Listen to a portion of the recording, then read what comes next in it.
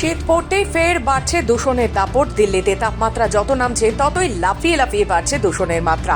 তার সরাসরি প্রভাব পড়েছে সাধারণ মানুষের স্বাস্থ্যে। শ্বাসকষ্টের পাশাপাশি চোখ জ্বালা, লাল হয়ে যাওয়া, নাকের সমস্যা নিয়ে ভুগছে রাজধানীর বাসিন্দারা। ফলে দিল্লির ওষুধের দোকানগুলোতে চোখের ড্রপ, মাস্ক, নেবুলাইজার ও নাজাল স্প্রের বিক্রি উল্লেখযোগ্য হারে বেড়েছে।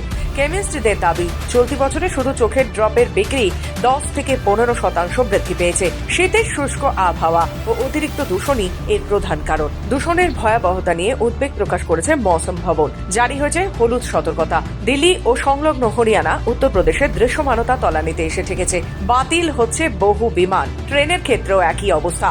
জাতীয় সড়কে ঘটছে দুর্ঘটনা। সুপ্রিম কোর্ট ও দিল্লি সরকারের একাধিক নির্দেশিকাও দূষণ কমাতে ব্যর্থ। বিষয়টি সংসদে তোলার প্রস্তাব দেন বিরোধী দলনেতা রাহুল গান্ধী। একই সঙ্গে দূষণে জর্জরিত মুম্বাইতেও কড়া অবস্থান নিল বম্বে হাইকোর্ট। নির্মাণ কাজে অবহেলার জন্য মহারাষ্ট্র দূষণ নিয়ন্ত্রণ বোর্ড ও বিএমসিকে ভৎসনা করেছে আদালত। আদালত স্পষ্ট জানায়, জনস্বাস্থ্যের বিনিময়ে উন্নয়ন মেনে নেওয়া যায় না। দূষণ নিয়ন্ত্রণের নিয়ম আইনের সমতুল্য বলেও জানানো হয়েছে। দূষণ থেকে মুক্তির পথ এখন খুঁজছে দেশের নগরগুলো। ব্যুরো রিপোর্ট, খবর বাংলা।